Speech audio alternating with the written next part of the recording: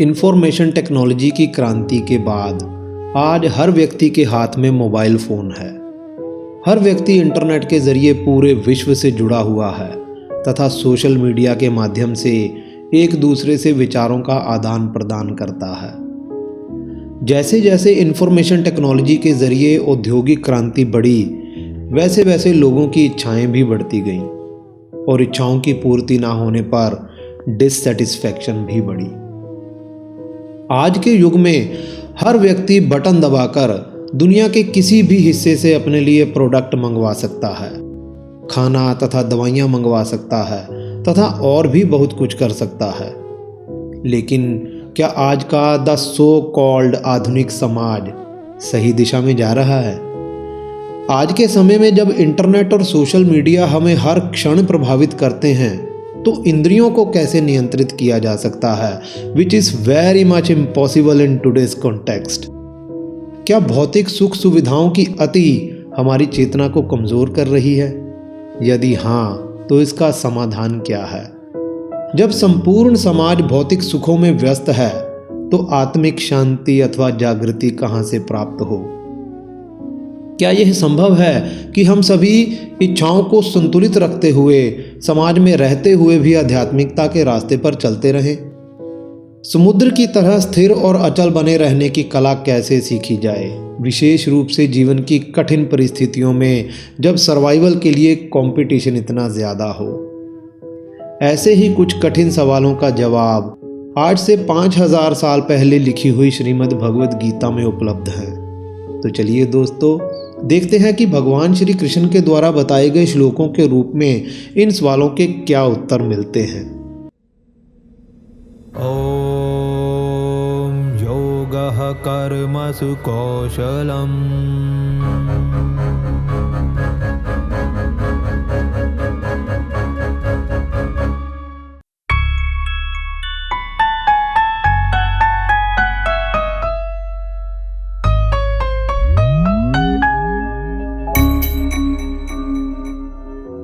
हरिओम।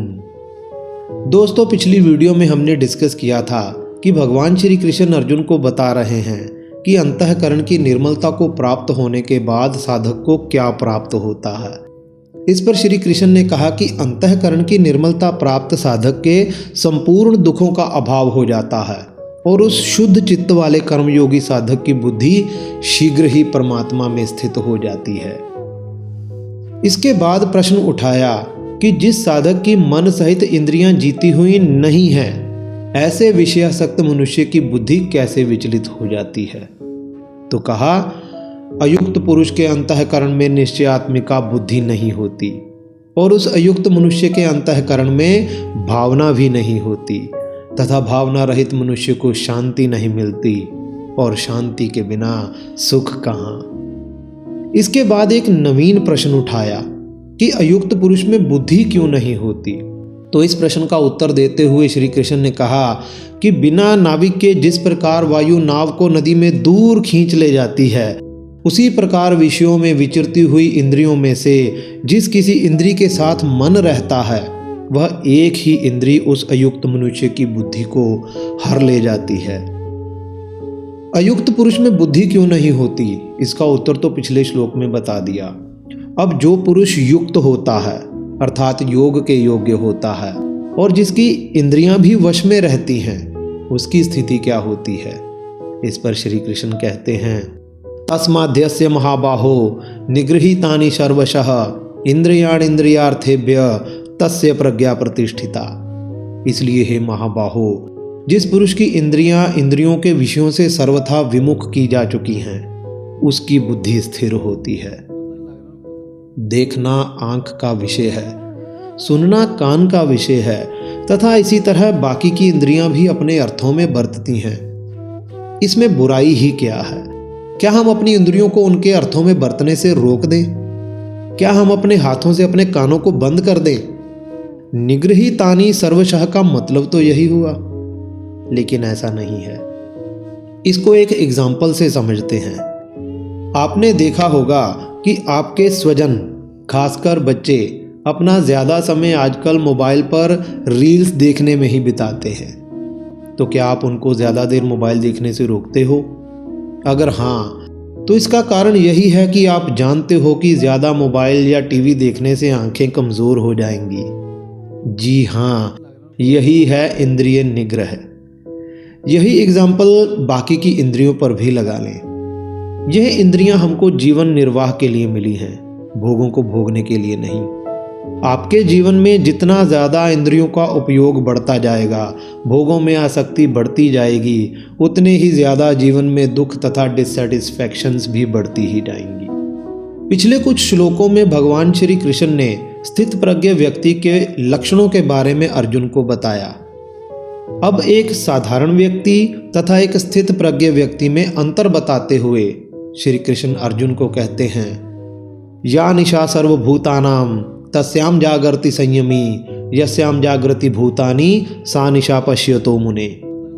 सभी भूत प्राणियों के लिए जो रात्रि के तुल्य है, उसमें संयमी व्यक्ति जागता है, तथा जिसमें सभी भूत प्राणी जागते हैं, वो संयमी व्यक्ति के लिए रात्रि के तुल्य है।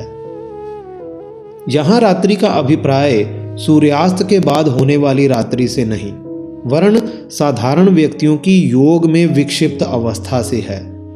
जीवन के जिस चरण में व्यक्ति खाता पीता मौज मस्ती करता तथा इंद्रियों का उपभोग करता हुआ यह समझता है कि वह जागृत है, जीवन जी रहा है, सुख भोग रहा है, वही अवस्था एक स्थित प्रज्ञ योगी के लिए रात्रि के तुल्य है।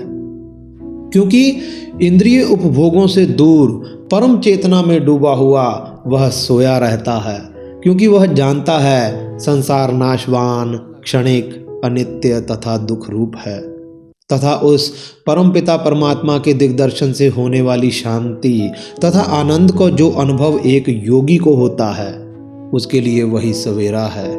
और साधारण व्यक्ति के लिए वो रात्रि के तुल्य है, क्योंकि भोग और आसक्ति परमात्मा प्राप्ति के मार्ग में अवरोध पैदा करते हैं। अब एक संयमी व्यक्ति भोगों को किस दृष्टि से भोगता है, या फिर एक स्थित प्रज्ञ पुरुष किस प्रकार शांति को प्राप्त होता है, तथा भोगों की कामना वाला मनुष्य शांति को क्यों प्राप्त नहीं होता? इस पर श्री कृष्ण कहते हैं, अपूर्यमाणम अचल प्रतिष्ठम समुद्रमापः प्रविशन्ति यद्वत् तद्वत् कामा यम प्रविशन्ति सर्वे स शांतिमाप्नोति न काम कामी। जैसे सब ओर से परिपूर्ण अचल प्रतिष्ठा वाले समुद्र में नदियां बिना कोई हलचल मचाए समाविष्ट हो जाती हैं, उसी प्रकार संसार के सारे भोग पदार्थ संयमी व्यक्ति में बिना कोई विकार उत्पन्न किए समाविष्ट हो जाते हैं, परंतु कामी पुरुष में नहीं। यहाँ समुद्र की उपमा इसलिए दी गई है क्योंकि नदियाँ तथा बड़े से बड़े जल स्रोत जब समुद्र में बड़े वेग से गिरते हैं तो भी वह समुद्र की मर्यादा को तोड़ नहीं सकते और समुद्र शांत तथा स्थिर रहता है। उसी प्रकार प्रारब्ध से प्राप्त हुए यह सांसारिक भोग तथा ऐश्वर्य जब सुख दुख के रूप में एक योगी से टकराते हैं तो योगी में कोई विकार उत्पन्न किए बिना ही शांत हो जाते हैं, क्योंकि एक योगी को इनमें स्पृहा नहीं होती। और ऐसा आप्त काम तथा स्थित प्रज्ञ व्यक्ति ही शांति को प्राप्त होता है, न कि भोगों की कामना रखने वाला। 54वें श्लोक में अर्जुन ने प्रश्न किए थे कि एक स्थित प्रज्ञ व्यक्ति के क्या लक्षण हैं, ऐसा पुरुष कैसे बोलता है, कैसे बैठता है तथा कैसे चलता है। इन सभी प्रश्नों के उत्तर भगवान श्री कृष्ण ने 70वें श्लोक तक दिए। अब इस दूसरे अध्याय के आखिरी 2 श्लोकों में भगवान श्री कृष्ण अर्जुन को क्या कहते हैं, ये हम अगली वीडियो में देखेंगे। तब तक के लिए धन्यवाद। हरि ओम।